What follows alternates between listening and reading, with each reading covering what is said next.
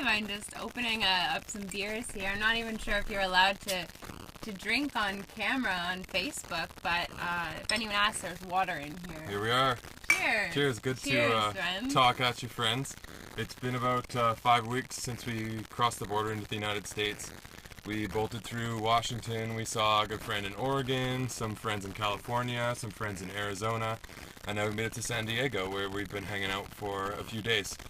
We wanted to check in with you guys once a week. We're going to make this a weekly thing, Sunday afternoons. Hope you'll stop by. Sunday night if you're watching on the East Coast. That's right, which we hope you are.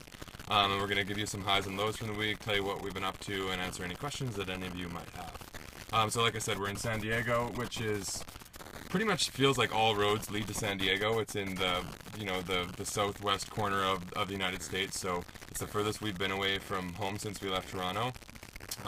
It's an awesome city to be homeless in your vehicle.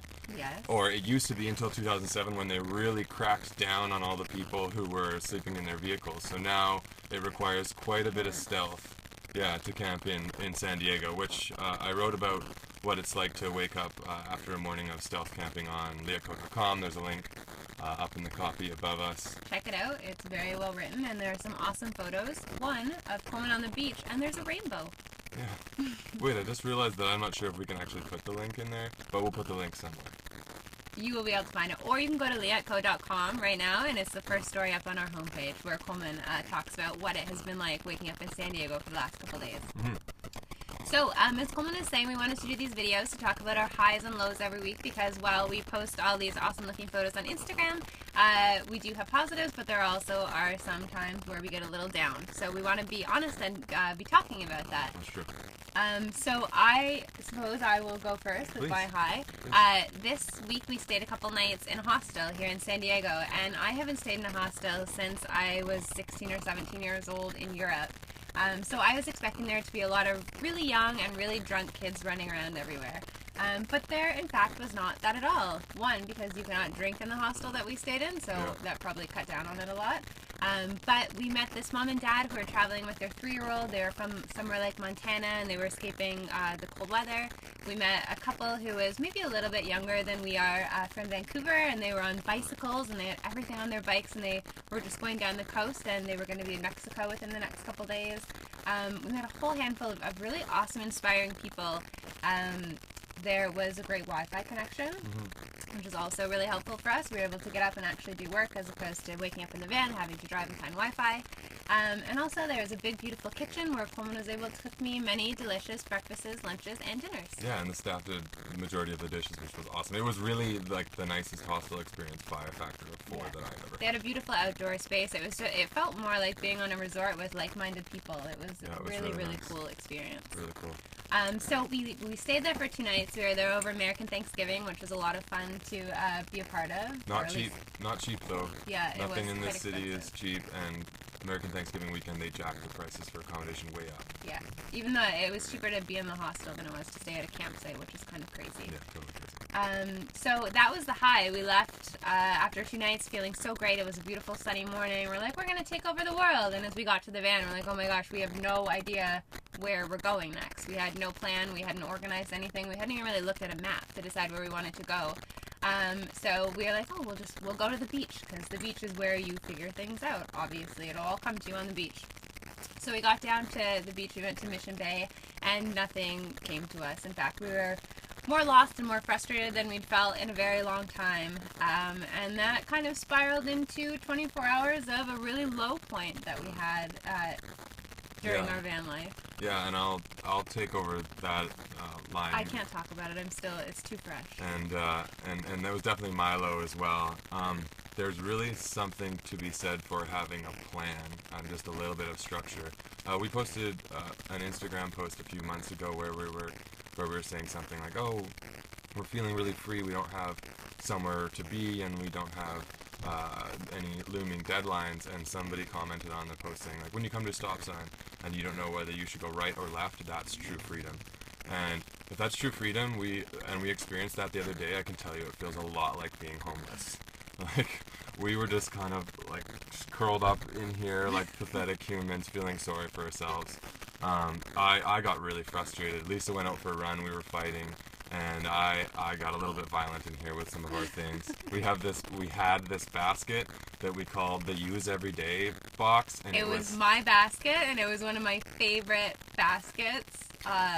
You know, ladies out there, you know, some of you I'm sure love your baskets. Yeah. I had a great basket collection back in Toronto. It was my last basket, and it is no more. Okay, so we had this basket, and it was called the Use Everyday basket, but it was just full of junk. It was like our junk drawer, and it was like this big, and every morning we'd pick it up. It didn't have a lid, and we'd put it behind here. It had handles, and it was great. It was full of Lisa's like hair and hair ties and hair conditioner. It was like 2 rolls of partially used toilet paper. Anyway, more toilet paper. I was frustrated. We were feeling like shit. I sat up from here. I bumped my arm on the basket, and something just snapped in me, and I tore it up in a fit of rage, like not just one in half, but like into many chunks. And the aforementioned hair products went everywhere.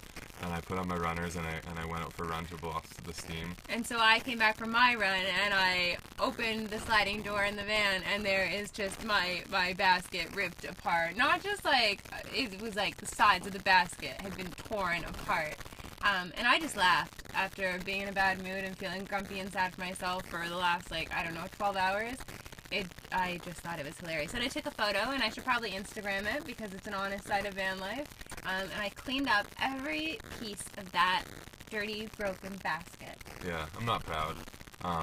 But something good did come from that, and I will use that as my high for the week, which was we didn't change anything after that. We stayed that next night in the same beach lot and drove to the same street where we parked and slept.